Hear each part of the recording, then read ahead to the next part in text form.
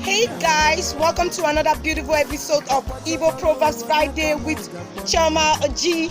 Today you're going to be listening to some beautiful Ilu Igbo. Don't mind my pot anyways. Ilu Igbo. Ima Ilu bụ mmanụ ndị Igbo ji eri okwu. Gee ntị ka ịnụ ilu dị iche iche. Ụra ga-eju onye nwụrụ anwụ afọ.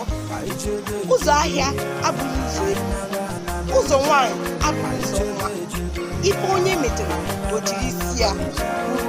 Ife onye metụrụ o jiri isi ya. Thank you. Stay tuned next Friday for more Igbo Proverbs.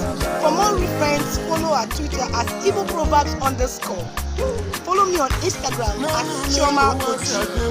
Thank you and stay tuned every Friday at 8 a.m. God bless you. Sigal CHIOMA. Bye. For more videos, subscribe to our channel. Igbo Proverbs Friday with CHIOMA.